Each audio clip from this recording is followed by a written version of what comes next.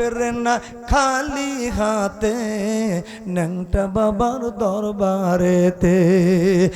এই বলে যখন জনগণ স্লোগান দেয়, খাড়া হয়ে যায়, বাবার ন্যাংটা চেহারা দেখে চক্ষুটাকে ঢাকে নিয়ে আর এক দিক দিয়ে যায়।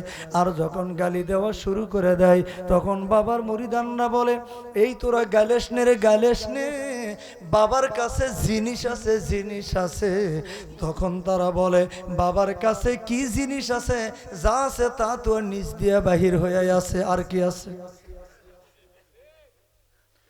আমার বন্ধুগণ, হাসির খুরাকের জন্য বলতেছি না বাবা, বুঝার জন্য বলতেছি।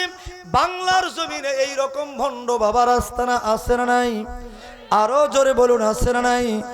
আজকে আমরা আল্লাহর কাছে দুহাত উঁচু করে শপথ নেব, বাংলার অলিতে গলিতে যতগুলো ভণ্ড বাবার আস্তানা পাওয়া যাবে, এই ভণ্ড বাবার আস্তানাগুলো ভেঙে চুরে উৎখাত করার জন্য কারা কারা রাজি আছেন? দুহাত তুলে আল্লাহকে দেখান।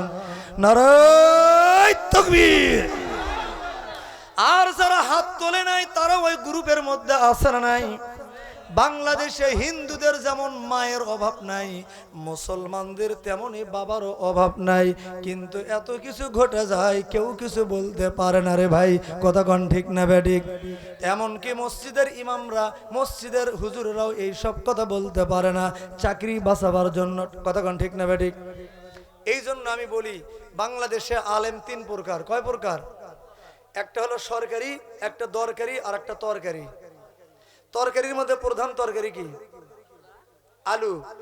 আলু ঘাটি খাওয়া যায়, ডাল খাওয়া যায়, ভর্তা খাওয়া যায়, ভাজি খাওয়া যায়, আবার গড়ে দিলে গড়েও যায়, কথা কোন ঠিক কিনা? এই আলু মার্কা কিছু হুজুর আছে সমাজের মধ্যে, এরা ওই কমিটির লোক যেই দিকে গড়ায় সেই দিকেই গড়ে, আছে না নাই? কি হবে আলেম হয়ে ইমাম সেজে সমাজেতে, যদি পারো সত্য কথা উচ্চ স্বরে না বলিতে, ঠিক না বেঠিক? জোরে গান।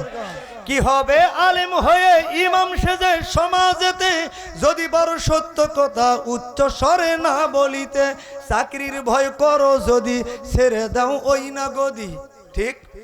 চাকরির ভয় করো যদি ছেড়ে দাও ওই না গদি, কি হবে ধোকা দিয়ে আল্লাহকে, কি হবে বেঁচে থেকে অযথা বিদ্যা শিখে, যদি না গড়তে পারো শোষণবিহীন সমাজটাকে, ঠিক? নারায়ে তাকবীর। মুসলমান ভাইরা আসুন একটু সামনের দিকে চলি। আমি আজকে অবশ্যই এমন একজন ইমানদার মহিলার কথা আজকে আলোচনা করব, যে মহিলাটা পৃথিবীর মাটি থেকে জান্নাত না দেখে আল্লাহর কাছে যায় নাই। জোরে কোন সুবহানাল্লাহ। কি শুনবেন আপনারা? অনেক রাত হয়ে গেছে।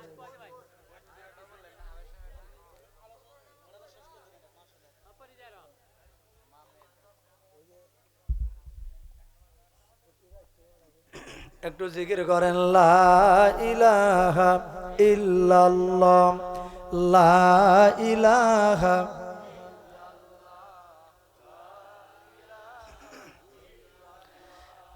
লা ইলাহা ইল্লাল্লাহ।